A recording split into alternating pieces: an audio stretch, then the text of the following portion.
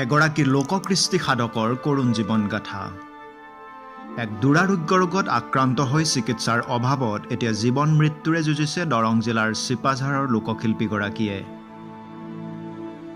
বিগত ২৫টা বছৰে দৰঙী কৃষ্টি সুকনানী ওজাপালিৰ নীৰৱ সাধনাত ব্ৰতী লোকশিল্পীগৰাকী চিপাঝাৰ শোলপামৰ মনেশ্বৰ বৰা। দৰঙী লোককৃষ্টি সুকনানী ওজাপালিক ৰাষ্ট্ৰীয় আন্তঃৰাষ্ট্ৰীয় পৰ্যায়লৈ নিয়াৰ অক্লান্ত সাধনাত ব্ৰতী শিল্পীগৰাকীয়ে কৰ্কট ৰোগত আক্ৰান্ত হৈ অৰ্থৰ অভাৱত সম্প্ৰতি চিকিৎসাৰ পৰা বঞ্চিত হৈ বিচনাত পাৰ কৰিছে দুৰ্বিষহ জীৱন।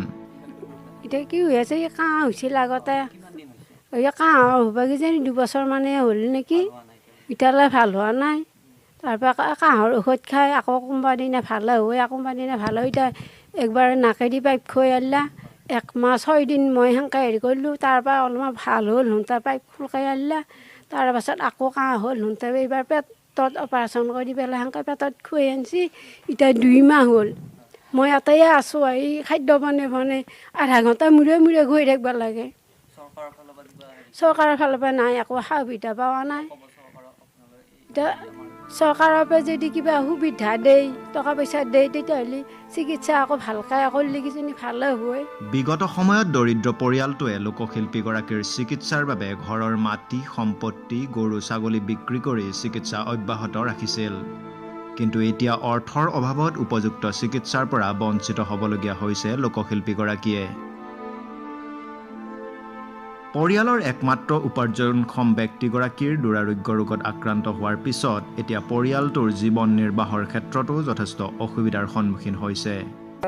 কাহ হৈ আছিলে, যোৱা 2 বছৰমানৰ পৰা কাহ হৈ আছিলে। কাহ হৈ থকাত আমি চিপাঝাৰ বা মঙলে তেনেকুৱা গোটেইখিনি দেখুৱালোঁ। দেখুৱাই থাকি আমি ইয়াতে একো সুফল নাপায় সন্দেহবশতঃ আমি যোৰাবাটত নৰ্থ ইষ্ট কেঞ্চাৰ হস্পিটেলত গ'লোঁ। তাত যাই তাত ধৰা পৰিলে কি কেঞ্চাৰ হোৱা বুলি। তেতিয়া আমি 2 বছৰ চিকিৎসা কৰি আছোঁ। এতিয়ালৈকে কিন্তু আমি কোনো সা সুবিধা পোৱা নাই চৰকাৰৰ পৰা। বহুত যোগাযোগ কৰিছোঁ, কিন্তু এতিয়ালৈকে কোনো সা সুবিধা আমি পোৱা নাই। সেই হিচাপে যদি আমাক মুখ্যমন্ত্ৰী ডাঙৰীয়া বা বিধায়ক মহোদয়ে কিবা সহায় কৰি দিয়ে, নিশ্চয় আমি উপকৃত হ'ম।